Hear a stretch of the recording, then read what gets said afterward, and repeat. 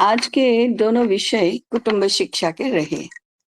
अब ये इतना व्यापक विषय है और इतना कठिन हमने बना दिया है कि इसकी जैसे-जैसे कल्पना करते जाते हैं, तो हम विस्मित होते जाते हैं।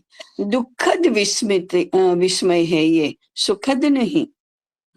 अब इसका शास्त्र की दृष्टि से, वर्तमान परिस्थिति की दृष्टि से और समाधान की दृष्टि से अगर हम विचार करें, तो इसका व्याप बहुत अधिक है। हम लोग व्यष्टि समष्टि सृष्टि परमेष्टि के बारे में जब विचार करते हैं, तो प्रकृति में मनुष्य के अलावा जितने भी हैं आविर्भाव परमात्मा के, उनको लेकर कोई बहुत अधिक चिंता करने की आवश्यकता नहीं पड़ती है। मनुष्य को लेकर ही सर्व प्रकार की चिंता है।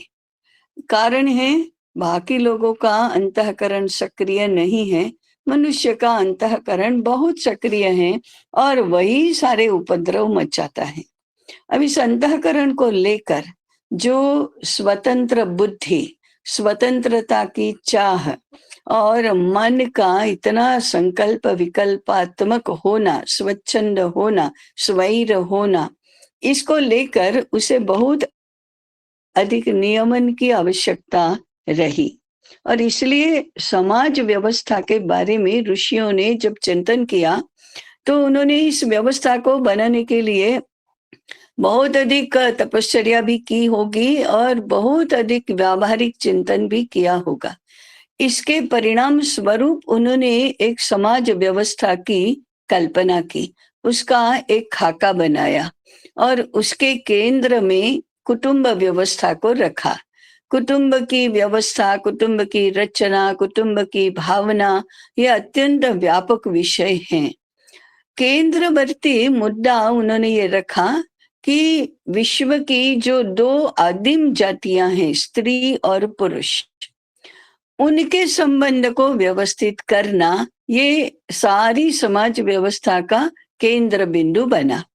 और स्त्री और पुरुष को एक माने उनको उनके संबंध को व्यवस्थित करने के लिए उन्होंने विवाह संस्कार की रचना की और इस न्यूक्लियस के आसपास कुटुंब की भी रचना की। ऐसे हमारी यह कुटुंब व्यवस्था समाज व्यवस्था की लघुतम इकाई के रूप में विकसित हुआ। अब कुटुंब को लेकर एक तरफ, जैसे अभी दोनों ही वक्ताओं ने बताया, एक तरफ धर्म संस्कृति की परंपरा बनाने के लिए वंश परंपरा अथवा कुल परंपरा की एक व्यवस्था बनी। दूसरा व्यष्टि समष्टि सृष्टि और परमेष्टि के संबंधों को व्यवस्थित बनाने के लिए उसके साथ गृहस्थ धर्म और गृहिणी धर्म को जोड़ा और इस पूरी व्यवस्था को गृहस्थाश्रम ऐसा नाम दिया। फिर व्यक्ति का स्वयं का आजीवन विकास तो हो, इस दृष्टि से भी गर्भावस्था से वृद्धावस्था तक की विकास की कल्पना की, उसको जीवन विकास ऐसा नाम दिया और वह कुटुंब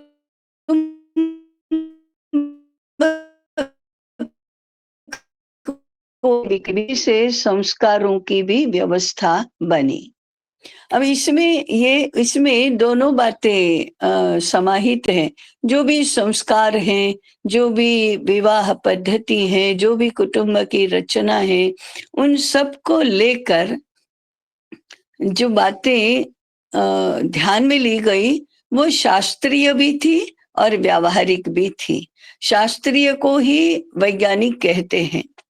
तो जहाँ तक जेनेटिक साइंस है, बायोलॉजी है, साइकोलॉजी है, उसको लेकर तो विवाह संस्कार में और संतानों को जन्म देने के बारे में सब कुछ शास्त्रीय पद्धति से चलता है। उसमें जेनेटिक साइंस भी है, माने सगोत्र सपिंड विवाह का निषेध करते हैं, तो उसमें यह शास्त्रीय अथवा वैज्ञानिक दृष्टि ही है। और यह वैज्ञानिक दृष्टि क्या है? तो जेनेटिक साइंस और बायोलॉजी और साइकोलॉजी इसमें बहुत महत्व रखता है, क्योंकि जहाँ जहाँ ये सगोत्र और सपिंड का निषेध नहीं माना गया है, वहाँ संतति अत्यंत दुर्बल होती जाती है, वंश नष्ट हो जाता है और समाज में भी उत्पात ही उत्पात होता है, व्यक्तिगत जीवन में भी हानि ही हानि होती है। तो ये तो इसके वैज्ञानिक कारण हैं। परंतु एक एक उल्लेख दोनों ही इसमें रह गया, वो है सवर्ण और सजातीय। ये विवाह का अनुमोदन किया गया है और इसको लगभग आदेश ही बताया है कि सवर्ण में ही विवाह करना चाहिए, सजाति में ही विवाह करना चाहिए। इसका संदर्भ शास्त्रीय से अधिक समाज शास्त्रीय है, व्यावहारिक है। वह आर्थिक व्यवस्था, व्यवसाय और समाज का संगठन, सुगठन, इंटीग्रिटी, इसको लेकर व्यवस्थितता, इसको लेकर किया गया है। वर्ण और जाति ये व्यावहारिक व्यवस्था है और पिंड और गोत्र ये वैज्ञानिक व्यवस्था है, ऐसा हम कह सकते हैं। दोनों का ही जो प्रचलन है, दोनों की ही जो मान्यता है और जो हमारे 16 संस्कार हैं, इनमें दोनों दोनों बातों का ध्यान रखा गया है। ऐसे ही वह आगे बढ़ता जाता है, ऐसे ही जीवन, व्यक्तिगत जीवन और समाज जीवन व्यवस्थित होता जाता है। परंतु आज तो व्यवहार में देखते हैं तो समस्या ही समस्या है। माने जो हमारे व्यवहार और शास्त्र दोनों का विचार करके एक पतिव्रत, एक पतित्व ये मान्य था, तो बहुपत्नीत्व मान्य था। बाल विवाह का अनुमोदन किया गया है, ब्रह्मचर्याश्रम का अनुमोदन किया गया है, विधवा विवाह का निषेध किया गया है, विवाह विच्छेद का निषेध किया गया है। विवाह की आयु का ध्यान तो अवश्य रखा ही जाता है और विवाह की आयु को लेकर व्यवहार व्यवहार का विचार भी है और शास्त्रीय विचार भी है, दोनों ही है। संतति की गुणवत्ता और व्यवहार में सुविधा और सुख और वैभव, इन स्वास्थ्य, इन सभी का विचार एक साथ किया गया है। ये तो हमारे ऋषियों की चिंतन और व्यवस्था शक्ति का बहुत ही अद्भुत उदाहरण है। परंतु आज इन सबको किसी को मान्यता ही नहीं है। अब मान्यता नहीं है, इसका कारण क्या है? जैसे अभी मधुसूदन जी ने बताया था कि पाश्चात्य समाज विचार, इसका जो प्रभाव है, उसके कारण से हमारी जो शिक्षा हुई है, उसके कारण से हमारी जो व्यवस्थाएं बनी हैं, इसके चलते हमारा जो मानस बनाए हैं, इस कारण से आज की सारी समस्याएं उत्पन्न हुई हैं। अब इसका उपाय, इसका कारण है अज्ञान और विपरीत ज्ञान।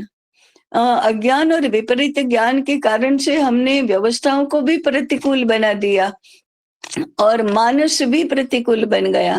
तो अब इसका उपाय करना है तो सीधा सीधा इसका अध्ययन करना चाहिए, इसका शास्त्र पुनः प्रस्तुत करना चाहिए, इसकी व्यवस्थाएं नए से बनानी चाहिए, इसकी शिक्षा की व्यवस्था होनी चाहिए। और ये सब हम कर ही रहे हैं, इसका ही प्रारंभ हम कर रहे हैं।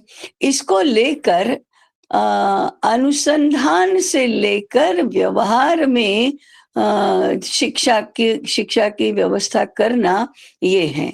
और हम सब जानते हैं कि पितामही विद्यापीठ के रूप में हमने इसका चिंतन भी शुरू किया है।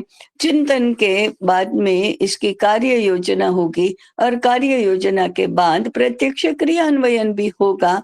तो शास्त्रीय समझ से लेकर तो व्यवहार समाधान की योजना बनाना, यहाँ तक इस सारे विषय का व्याप है। इसको हम बहुत ही अल्प समय में और अल्प अध्ययन के बाद, अभी भी हमारा अध्ययन को तो शुरू हो रहा है, बहुत व्यापक अध्ययन की आवश्यकता है। मुझे एक मज़ेदार तुक्का सूझा कि आज जो 16 संस्कार हैं, उसमें अभी जैसे विवाह की पूर्व तैयारी है, तो ऐसा एक मौलिक नया संस्कार क्या हम विकसित कर सकते हैं और स्थापित कर सकते हैं? जैसे वेदाध्ययन करना है, तो पहले उपनयन संस्कार होता है।